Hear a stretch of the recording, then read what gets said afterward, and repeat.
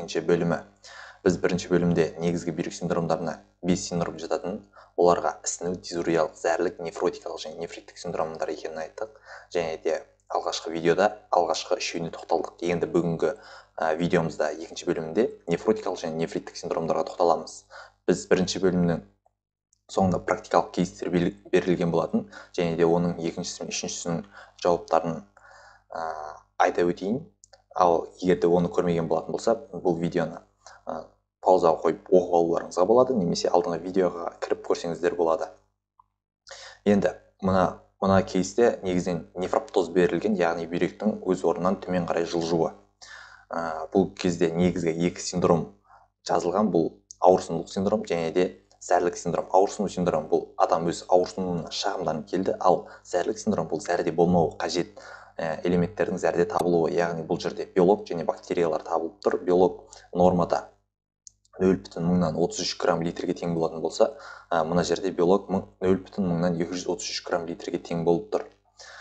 Бұл протеинурия. Одан кейінгісі бактериялар табылып тұр, бұл бактериурия болып табылады.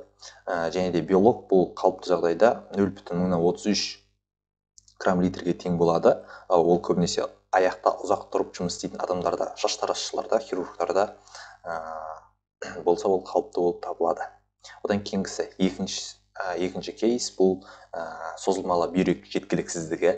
Бұл жерде негізгі синдромдарда ісіну синдром, зәрлік синдром және дизуриялық синдромды көріп тұрмыз. Ісіну синдромы бұл адам денелерінде ісінулердің пайда болуы. Дизуриялық синдром бұл кезде адамда катетер арқылы 150 мл ғана несеп бөлініп алынған. Бұл дизуриялық синдром болып табылады. Одан кейінгісі зәрлік синдром. Зәрде болмауы қажет. Бұл жерде ақуыз табылып тұр, 3,8, яғни айқын протеинурия болып тұр. Одан кейін бұл адамда тырнақ іздері бар терісінде. Ол ненің әсерінен болады? Бүйрек ол фильтрациялық қызмет атқарады, және өз қызметін дұрыс атқармаған кезде бүйректен шығуы керек заттар тері арқылы бөлінуге тырысады. Соның әсерінен теріде қышынулар болады, және оның қышынулар болған соң ол жерде қасыған тырнақ іздері табылады. Және де ақ ұнтақпен жабылған сияқты ол көрінеді. Ол уремияның белгілері болып табылады. Одан кейін мына жерде анемиялар бар. Ол бүйректің эритропоэтинді бөлмеуіне байланысты. Тағы. Одан кейін бізде тақырыбымыз нефротикалық синдром. Синдром дегеніміз бұл негізінен диагноз болып табылмайды. Олар тек клиникалық, лабораториялық симптомдардың жиынтығы болып табылады.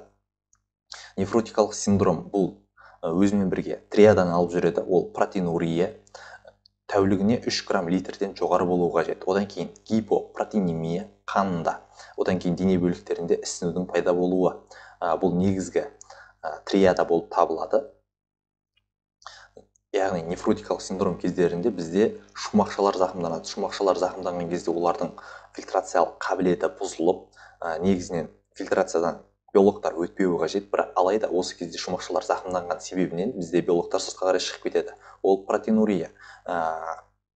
Бүйректен биологтар шығып кетіп жатқан соң қанда биологтар азаяды. Ол гипопротеинемия деп аталады. Және де қанда биологтар азайды, ол онкотикалық қысымның төмендеуіне алып келеді. Ал онкотикалық қысымның төмендеуі ол адамның денелерінде ісінулерге алып келеді. Бұлардың негізгі жіктелулері бар. Яғни бұлар біріншілік және екіншілік болып жіктеледі. Біріншілік кезінде олар идиопатиялық деп аталады, яғни оның нақты себебі неде екені белгісіз болып табылады. Оларға мембраналық гломерулопатиялар, фокальды сегментарлы гломерул склероздар жатса, ал екіншілікке бұл қандай да бір инфекциялардан немесе аллергиялық реакциялардан, бүйректің токсикалық заттармен улануларынан, дәрі-дәрмектер қабылдауларынан бүйректің шумақшалары зақымданып, осы көріністерді бере бастайды. Бұл кезде адамдардың шағымдары қандай болады? Ол кенеттен ісінудің пайда болуы және олардың кенеттен жоғалуы. Ісіну көбінесе бұл бет аймақтарында, көз аймақтарында, бет аймақтарында, бел аймақтарында кездеседі. Одан кейінгісі тәуліктік диурездің төмендеуі, яғни олигоануриялар болуы мүмкін. Одан кейін шашының түсуіне, терідегі бөртпелерге шағымдануы мүмкін. Бұл негізгі клиникалық көрініс болып табылмайды, бірақ алайда қандай да бір қосымша шағымдарына жатқызылады. Одан кейін біз өмірлік анамнезіне қарайтын болсақ, бұл адамдарда көбінесе бета-стрептококпен қоздырылатын аурулармен жиі ауырған болып табылады, яғни стоматит, синусит, ринит сынды. Сонымен қатар бұл адамда аллергиялық реакциялар болуы мүмкін, яғни оларда бронх демікпесі болуы мүмкін, және де жиі жұқпалы инфекциялармен аурулары, пневмониялар, аллергиялық реакциялардың көп болуы болуы мүмкін. Одан кейін өмірлік анамнезінде бұл пациенттердің өз қалауынсыз қысқа уақыт ішінде көп салмақ жоғалтуына шағымдануы мүмкін. Яғни бізде биологтар ол адамда құрылыс материалы ретінде қызмет атқарады, ал биологтар болмайтын болса, адам дене салмағын жоғалта бастайды. Одан кейін біз физикалды қарап тексерген кезде бұл адамдардан ісінулерді көреміз, терідегі бөртпелер, эритемалар пайда болуын көреміз. Одан кейін шырышты қабаттың зақымдануы, артралгиялар, тыныс алу мүшелерінен бөлінуі, терідегі сезімталдықтың төмендеуі, лимфа түйіндерінің ұлғаюларын байқай аламыз. Яғни бұлар әртүрлі біріншілік ауруға байланысты болып келеді. Яғни лимфа түйіндері ұлғайса, ол адамда қатерлі ісіктері болуы мүмкін. Теріде сезімталдықтың төмендеуі бұған негізі қант диабеті де алып келуі мүмкін, ал қант диабеті кезінде терідегі сезімталдықтар төмендеуіне алып келеді. Жаңелде айтып кеттік, жиі пневмониялар бұл тыныс алу мүшелерінен бөлінуіне алып келеді. Сонымен қоса бета-стрептококкпен шақырылған ревматизм бұл буындардағы артралгияларды шақырады, және сол сияқты белгілерді көреміз. Одан кейін біз лабораториялы зерттеулер кезінде біз жалпы зәр анализін, биохимиялық қан анализін, иммунологиялық зерттеулерді тағайындаймыз. Біз жалпы зәр анализінде неге көреміз? Жалпы зәр анализінде массивті протеинурияны көреміз, яғни тәулігіне 3 грамм литрден жоғары адам организмінен белоктардың бөлінуін көреміз. Сонымен қоса биохимиялық қан анализінде біз белоктардың төмендегенін, сонымен қоса липидтердің жоғарылағаны, яғни гиперлипидемия, гипопротеинемия, яғни бұлар бір-біріне пропорционалды түрде жүреді, яғни біреуі көтерілетін болса, екіншісі төмендейді, яғни қанда белоктар азайды, оған қатысты майлар қанда жоғарылады. Одан кейін біз иммунологиялық зерттеулер жүргіземіз. Бұл яғни қандай да бір жүйелі аурулардың салдарынан болуы мүмкін, мысалы жүйелі қызыл жегі секілді аурулардан болуы мүмкін. Сонымен қоса біз коагулограмма, қосымшалар тағайындасақ болады, бірақ негізінен осылар арқылы бұл нефротикалық синдром белгілі болып табылады. Одан кейін инструменталды зерттеулер, яғни аспапты зерттеулер кездерінде біз бірінші кезекте құрсақ қуысы ағзаларын және бүйректің ультрадыбыстық зерттеуін тағайындаймыз. Егер де қажет болатын болса, контрастты рентгенография, компьютерлер томография және магнитті резонансты томографияларды тағайындаймыз. Сонымен қоса бізге нақты жауапты бұл бізде бүйректен алынған биоптаттар нақты диагноз қоюға көмегін тигізеді. Сонымен қоса экскреторлы урографияларды да тағайындауға болады. Нефриттік синдром бұл да клиника лабораториялық синдром болып табылады, яғни өзі жеке ауру бола алмайды бұлар. Оларға қандай көріністер тән? Оларға макроскопиялық гематурия, олигоурия, шумақшалы фильтрацияның төмендеуі, гипертензия, сұйықтықтың ұсталуы және ісінулердің пайда болуы протеинуриямен көрініс береді. Ескере кететін жайт, нефриттік синдром кезінде протеинурия тәулігіне 3 грамм литрден аз болады. Және біз макрогематурияны көреміз, яғни зәрдің түсі қызғыш түске, ет жуындысы түстеріне ауысқанын байқай аламыз. Бұған негізгі себептері инфекциялық аурулар болып табылады. Оған вирустар, бактериялар, әртүрлі жүйелі аурулар, бүйректің өзінің аурулары, қандай да бір гломерулонефриттер, пиелонефриттер нефриттік синдроммен қатар бірге жүруі мүмкін. Одан кейін шағымдары, қандай шағымдармен келуі мүмкін?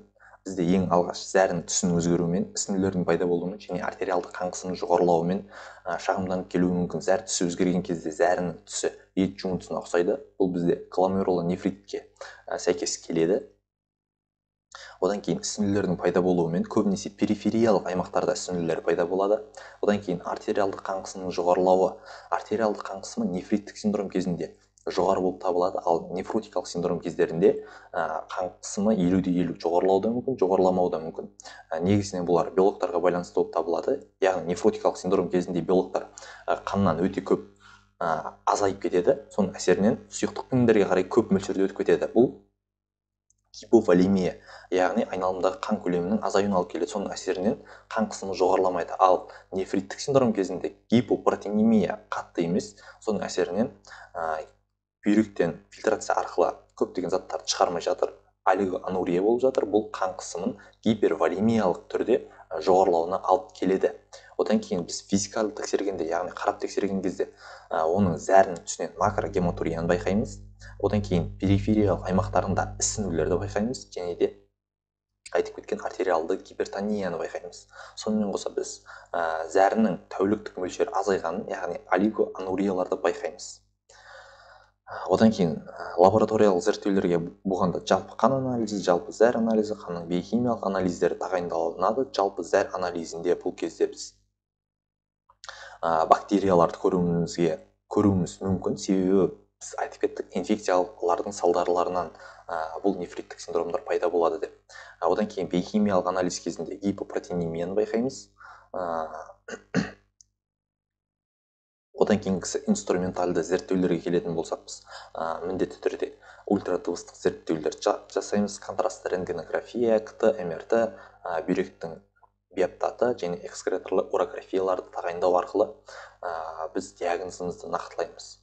Сонымен екеуін салыстыра кететін болсақ, нефротикалық синдром кезінде протеинурия тәулігіне 3-3,5 грамм литрден жоғары бөлінеді, ал нефриттік синдром кездерінде ол 3 граммнан аз бөлінеді. Нефротикалық синдром айқын ісінулермен жүреді, ал нефриттік синдром бұл перифериялық аздаған ісінулермен жүреді. Нефротикалық синдром кездерінде қан қысымы жоғарылауы да мүмкін, жоғарыламауы да мүмкін, ал нефриттік синдром кездерінде бұл негізінен жоғары болып келеді. Осымен біздің видеомыз соңына жетті. Егер видео ұнаған болатын болса, каналға тіркеліп лайк басайық. Қазақ тілді медициналық каналдың алға жылжуына өз септігімізді тигізейік. Қош сау болыңыздар.